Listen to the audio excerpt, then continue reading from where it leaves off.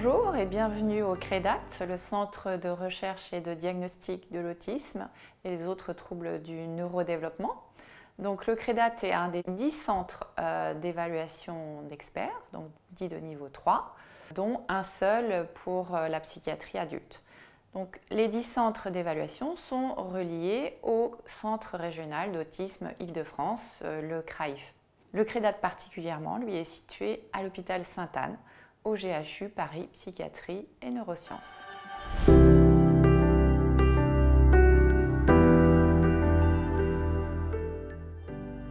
Alors, le CREDAT a tout simplement à répondre à la question oui ou non, l'enfant ou l'adolescent est-il porteur d'un trouble du spectre de l'autisme ou un autre trouble du neurodéveloppement et de quelle manière fonctionne-t-il? Donc, en fait, qu'est-ce que c'est qu'un trouble du neurodéveloppement? Eh bien, mis à part l'autisme, nous avons le TDAH, c'est-à-dire le trouble du déficit de l'attention avec ou sans hyperactivité, les troubles de la communication, les troubles des apprentissages, les troubles moteurs ou la déficience intellectuelle.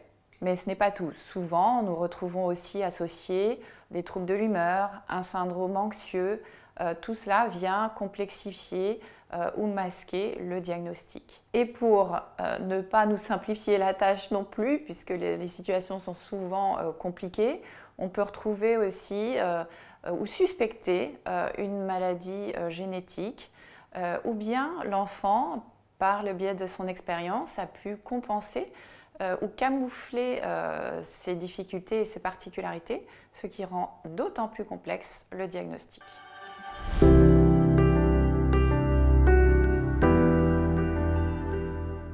Toute famille, tout adolescent ou enfant, sur les recommandations de son pédiatre, de son pédopsychiatre, peut formuler une demande auprès du CREDAT ou d'un autre centre d'évaluation diagnostique.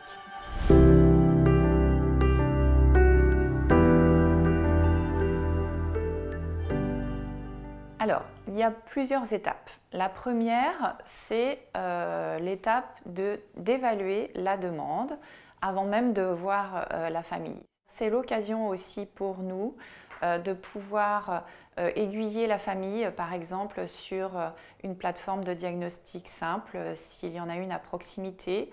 Et c'est aussi l'occasion pour nous, quand ça ne relève manifestement pas du tout de notre compétence, de pouvoir réorienter la famille. Et surtout, ça nous permet aussi la plupart du temps d'interpeller la famille sur la nécessité, en attendant d'avoir la première évaluation, et bien d'orienter vers orthophoniste ou psychomotricité, car vraiment l'important est la précocité des interventions et des prises en charge.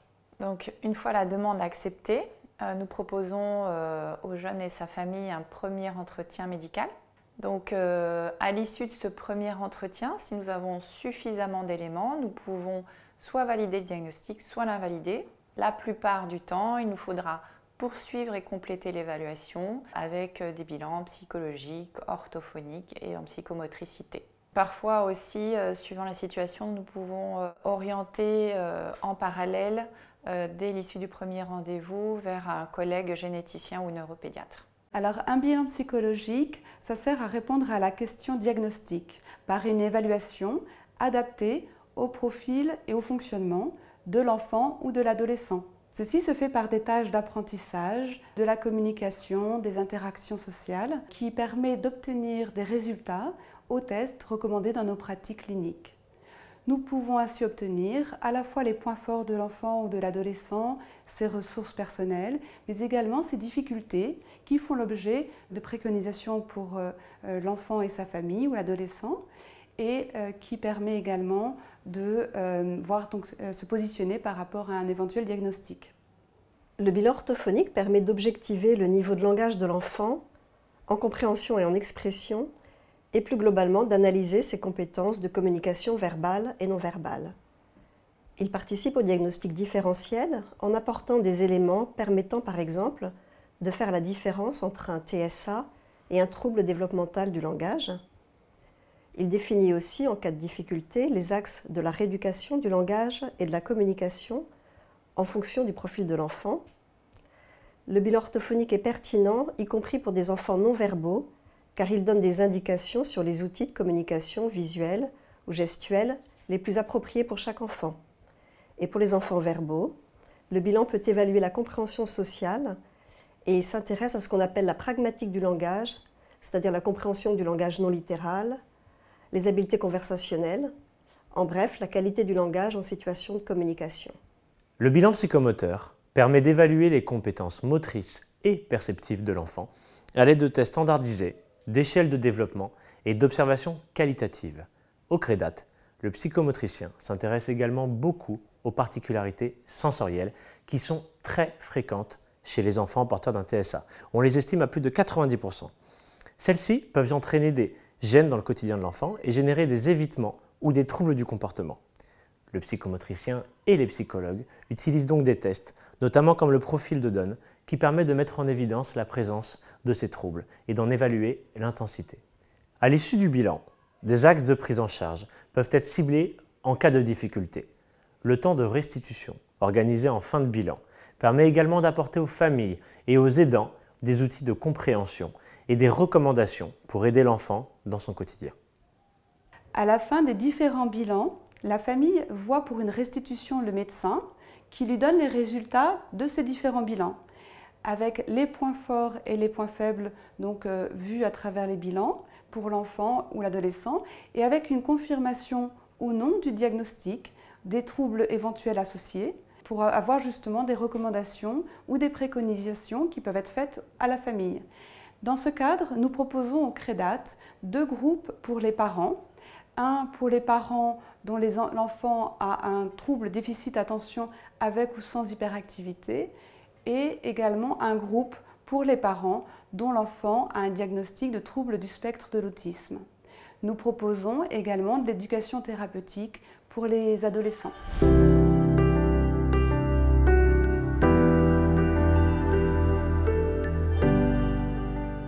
Donc, plusieurs spécificités. Nous travaillons en partenariat avec le Centre Ressources Maladies Rares à Expression Psychiatrique, le CRMR, ce qui nous permet d'une part de participer à la recherche et d'autre part de travailler ensemble lors de situations complexes liées à les maladies génétiques. D'autre part, le docteur Doyen a développé déjà depuis plusieurs années un axe fort autour de la télémédecine. Donc il s'agit entre autres de faire des consultations et des évaluations et de traitements en télémédecine en partenariat avec certains services du médico-social, bien sûr avec l'accord et la demande des familles. Deuxièmement, dans le cadre de la recherche, nous faisons des diagnostics, une démarche diagnostique en ligne, en télémédecine, associée à la démarche diagnostique en présentiel.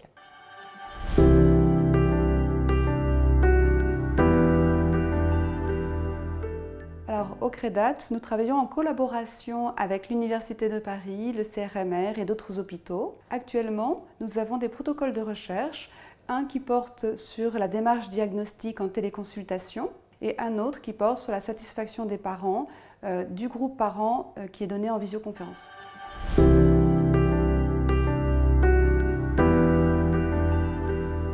Donc le CREDAT participe comme l'ensemble des centres d'évaluation diagnostique d'Île-de-France à la formation et l'information de nos collègues de niveau 2, des collègues de terrain ou même de prévention autour des troubles du spectre autistique et autres troubles du neurodéveloppement. Donc voilà, nous sommes dans ce cadre-là en partenariat bien sûr avec le CRAIF, le Centre Ressources Autisme Île-de-France. Deuxièmement, en interne au GHU, nous avons développé en partenariat avec nos collègues spécialisés aussi dans les TSA adultes, une plateforme qu'on appelle la plateforme Formadev, qui nous permet de travailler à l'information et la diffusion des connaissances vers les équipes de pédopsychiatrie et de psychiatrie adulte. Nous avons aussi mis en place une petite équipe mobile destinée à l'évaluation des adultes hospitalisés en psychiatrie pour lequel la question de l'autisme ou d'autres troubles du neurodéveloppement se pose.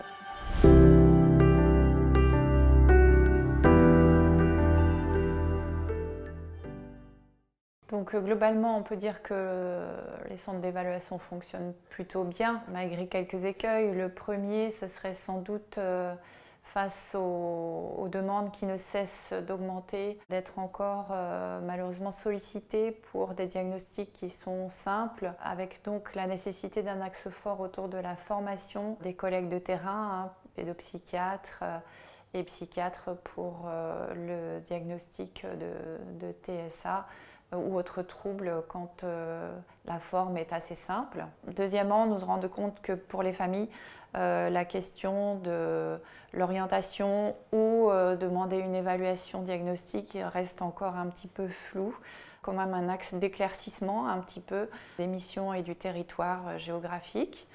Et puis enfin la question aussi auquel les familles sont confrontées une fois le diagnostic posé, c'est la question des ressources du territoire pour répondre à la nécessité de l'accompagnement des enfants en termes de prise en charge, qu'elle soit orthophonique, en psychomotricité ou des accompagnements vers le médico-social ou d'autres structures plus intenses comme des hôpitaux de jour ou des CATTP.